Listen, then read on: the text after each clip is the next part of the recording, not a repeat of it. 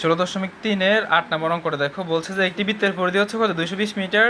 ওই বৃত্তে অন্তর্লিখিত বর্গক্ষেত্রের বাহুর দৈর্ঘ্য কি করো বলো তো, নির্ণয় করো। বোর্ডটা দেখা যায়, দেখো তো, তুমি ধরো একটু ধরো, বোর্ডটা দেখা যায় স্পষ্ট, দেখা যায়। এ দেখো, সবাই খেয়াল করো, ক্লাস 10 দেওয়া আছে বৃত্তের পরিধি হচ্ছে কত 220 মিটার। আমরা জানি বৃত্তের পরিধি কত 2 পাই আর। এখন এটাও পরিধি এটাও পরিধি, তাহলে আমি লিখতে পারি কি প্রশ্নের মতে, তাহলে এই 2 পাই আর সমান কত বলো তো 220। আমার এখানে আর মান লাগবে, তাহলে আর সমান কত বলো তো 220 বাই কত বলো তো 2 পাই। আর মানটা বের করো তো, 220 কে 2 পাই দিয়ে ভাগ করো।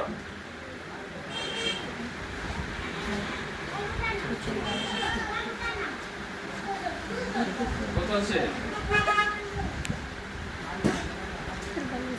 35.081, 35.01।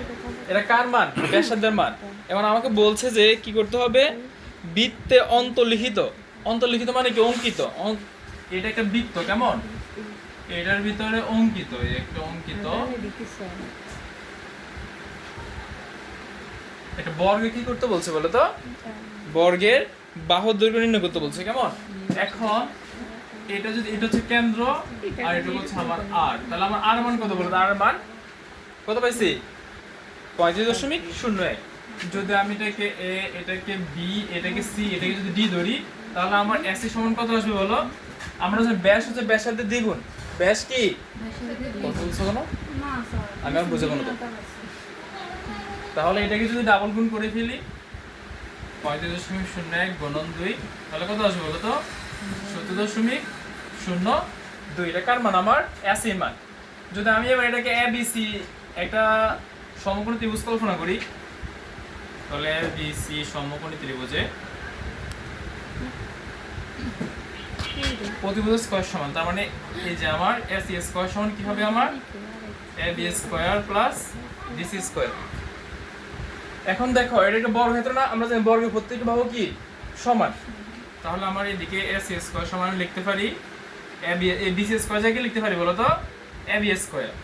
তাহলে আমার এসি স্কয়ার সমান কত আসবে 2 এ বি স্কয়ার। আমার তো বলছে এক বাহুর দৈর্ঘ্য নির্ণয় করতে, তাহলে এখানে এই এ বি স্কয়ার সমান কত হবে, দুইটা ভাগ হয়ে যাবে না, হাফ ইনটু এসি স্কয়ার, শুধু এ বি লাগবে।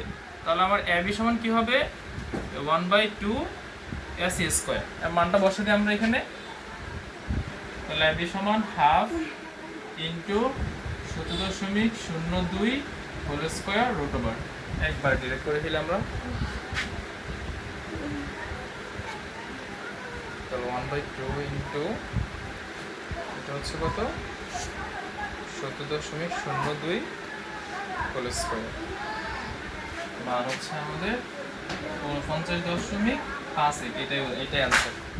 বুঝছো এটা বুঝছো নি?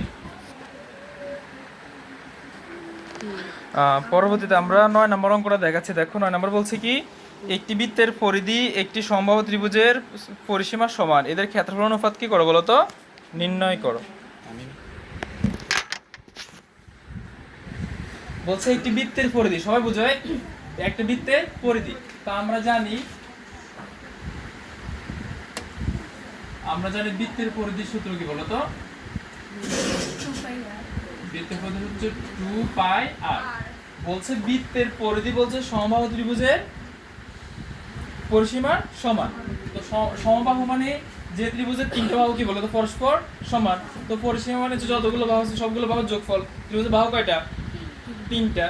তাহলে সমবাহু ত্রিভুজের পরিসীমা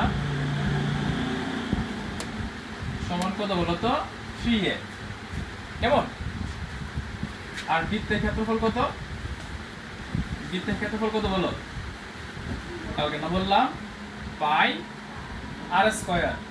আর সমবাহু ত্রিভুজের ক্ষেত্রফল কত বলো, জানো নি, √3/4 a স্কয়ার বা x স্কয়ার, √3/4 a স্কয়ার বা x স্কয়ার, যেকোনো একটা, কেমন। এগুলো কিন্তু মুখস্থ, যে বৃত্তের পরিধি 2 পাই আর, আর সমবাহু ত্রিভুজের পরিসীমা কত হলো তো 3a, বৃত্তের ক্ষেত্রফল হচ্ছে কত পাই আর স্কয়ার। তোমরা লেখার বেলা এরকম লিখতে পারো, আমি তো উল্টো লিখে ফেলছি, বৃত্তের পরিধির পরে বৃত্তের ক্ষেত্রফল লিখবে, কেমন।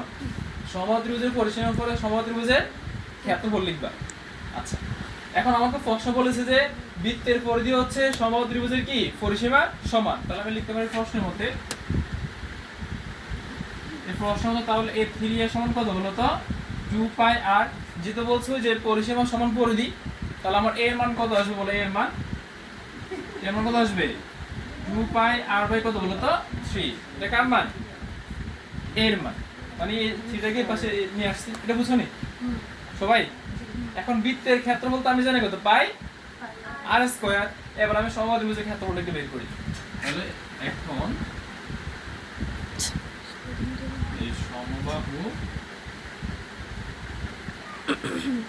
ত্রিভুজের ক্ষেত্রফল কত বলো তো 3/4 a স্কয়ার না। এখন a এর মান আছে না আমার a এর মান, এখানে আমি a এর মানটা বসাই দিচ্ছি।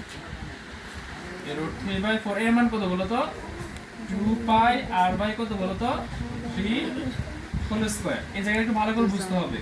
√3/4 ইনটু এখানে কত বলো তো 4 pi square r square by কত বলো তো 9। a4 কি বলো তো কাটা, উপর আছে কত √3, নিচে কত 9। এই জায়গাটা একটু ভালো করে বুঝতে হবে। এখানে আছে আমার পাই স্কয়ার আর r স্কয়ার, এই জায়গাটা আমি ভেঙে দেখাচ্ছি। উপরে আছে আমার √3, নিচে কত 9, 9 মানে কত 3 ইনটু 3 না, 3 ইনটু 3, তাহলে একটা 3 এর জন্য দুইটা √3 লেখা যায়। একটা 3 এর জন্য কয়টা দুইটা √3, তাহলে এই 3 এর জন্য যদি আমি লিখি এই √3 তাহলে এটা কাটা, তাহলে কি থাকে 3 √3, কি থাকে এখানে আমার 3 √3। এই জায়গাটা বুঝছো? আমি ভেঙে তোমাদের দেখাইলাম। আমার প্রশ্ন বলছে তাদের ক্ষেত্রফল অনুপাত, তাহলে সুতরাং তাদের ক্ষেত্রফলের অনুপাত বলতে আগে কোনটা ছিল আমার, আগে হচ্ছে বৃত্ত পরে সমবাহু ত্রিভুজ। তো বৃত্তর কথা বলো তো, বৃত্তর হচ্ছে পাই আর স্কয়ার অনুপাত, আর সমবাহু কত বলো তো pi square R square by কত 3 √3। আচ্ছা, এবার যদি আমি এখানে আর স্কয়ার কেটে দিই, ঠিক আছে, তাহলে কি থাকে আমার বলো তো 5 যদি কাটি তাহলে কি থাকে 1 অনুপাত কি থাকে বলো তো, এখানে শুধুমাত্র একটা পাই থাকে, আর এখানে কি থাকে বলো তো 3 √3। কোন করলে কি হয় বলো তো 3 √3 অনুপাত পাই, এটাই রেজাল্ট। এই জায়গাটা আবার বুঝো, এখান থেকে 5 যদি কাটা যায়, ঠিক আছে, সরি আর স্কয়ার এখানে একটা কাটা গেলে এখানে থাকে কয়টা বলো তো একটা 5 আর কোন করলে এটা থাকে, এটা অ্যানসার লিখে নাও।